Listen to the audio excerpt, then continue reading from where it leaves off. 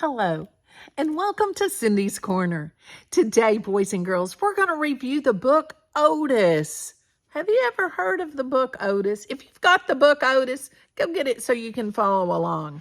And my AR testers, this is a 4-2.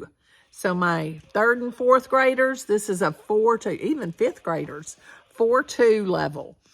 And you might be a little surprised to find out about Otis. Have you seen this book before? Otis. Go get it. Here's Otis. It was written by Loren.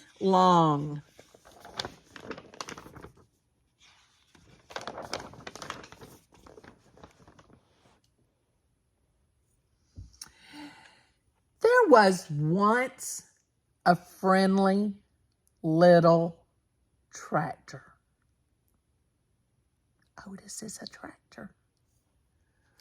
His name was Otis, and every day Otis and his farmer worked together taking care of the farm they called home.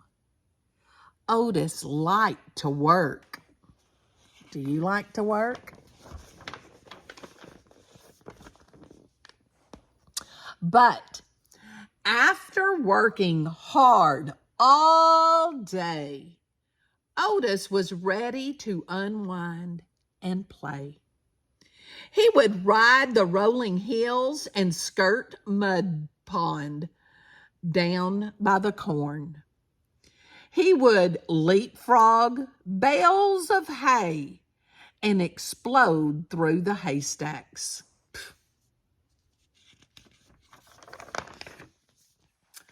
On occasion, he would chase a rabbit or play ring around the rosy with the ducks to the sound of the steady put, puff, puttity, chuff. And sometimes, at the end of the day, he would just sit under the apple tree and watch the farm below.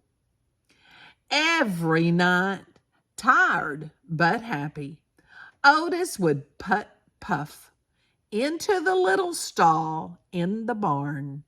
That was all his.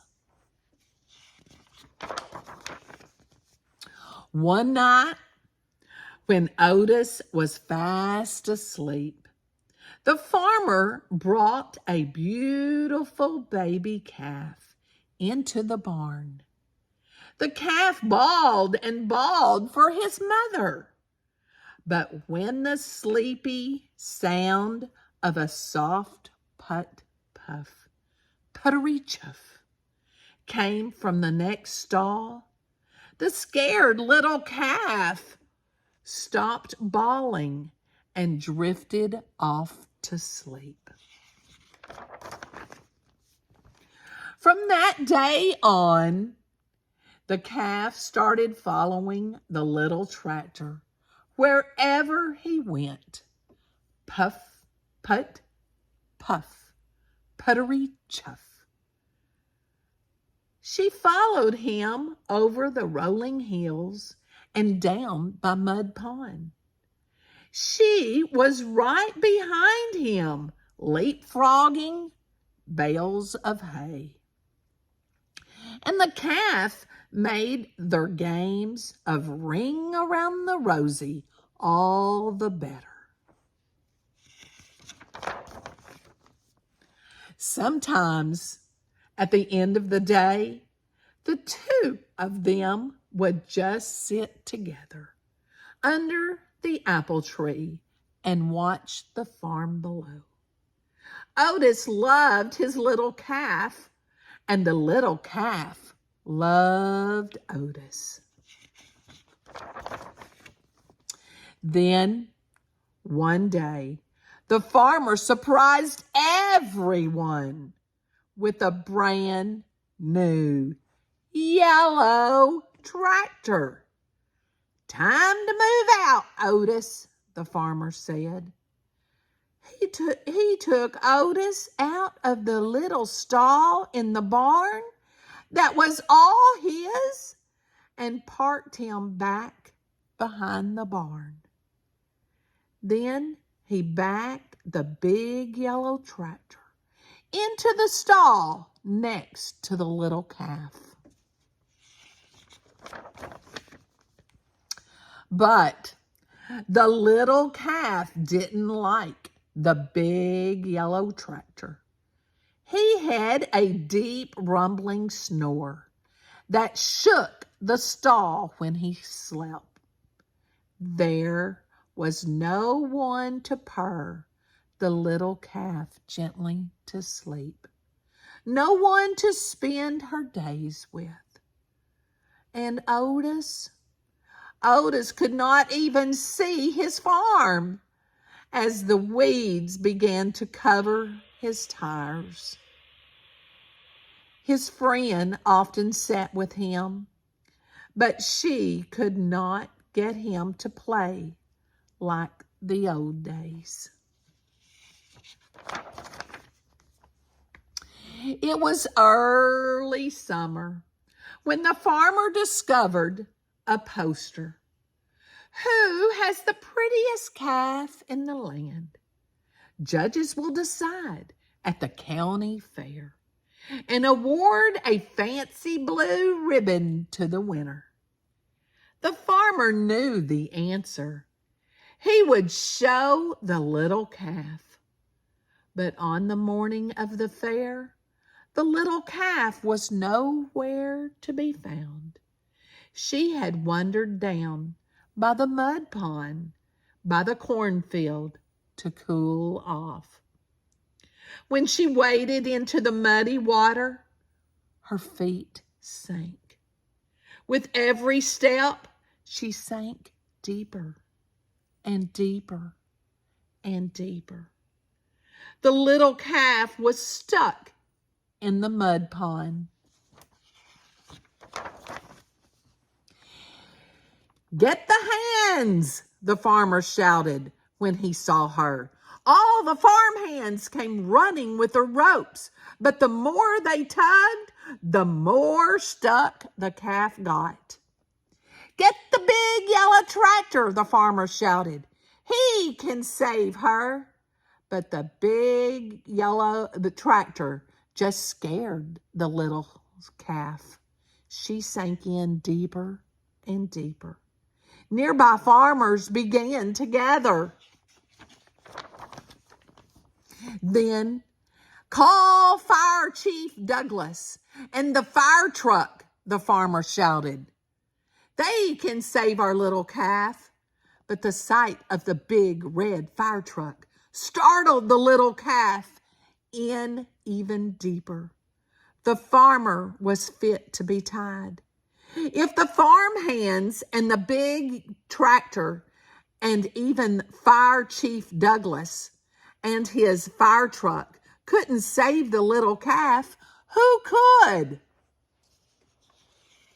Who can save? You think? Suddenly, the little calf's ears perked up over the hum of the growing crowd.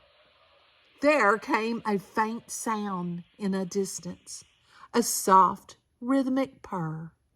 Put, puff, puttity, chuff.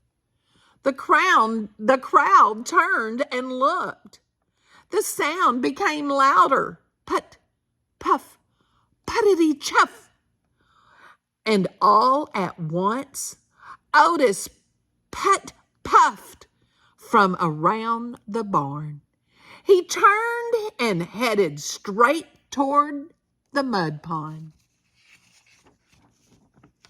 Here he comes.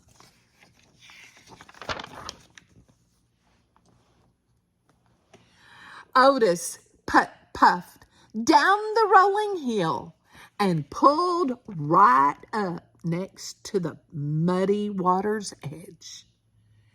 The calf heard her friend's puttering purr and bawled. That means like moo. It was something like a hello. Then To the sound of the gentle chuff and the amazement of all the people in the crowd, Otis slowly began to circle the pond. What's he playing? What's Otis going to play? He circled and he circled, and the little calf turned and turned, never taking her eyes off her friend. But now she's getting out. With each ring Otis made round mud pond, the muddy grip loosened until the calf was able to stumble out of the pond on her own. The two friends found each other again. Look at all those friends. They're all yelling and clapping. Yay! Otis led the calf right down the dusty road toward the village, and everyone threw flowers as they went, following them into town. It looked like a happy parade.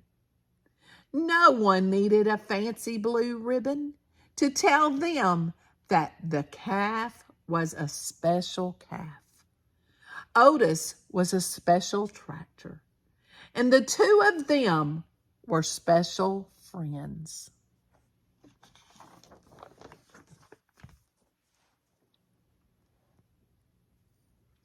From that day on, the farmer discovered that with Otis's puttering purr beside the chicken coop, his chickens laid more eggs. At milking time, with Otis's gentle chuff nearby, his cows produced more milk. On occasion, Otis even got to join the farmer and the big yellow tractor out in the fields. But often, at the end of the day, Otis would just sit with his friend under the apple tree and watch the farm below. The end. Wasn't that a great story? So the Otis was the tractor, and he had a special friend, didn't he? Yeah, the calf was his special friend, and he made the calf happy. Do you have someone that makes you happy and is that special friend? Tell me in the comments about your special friend.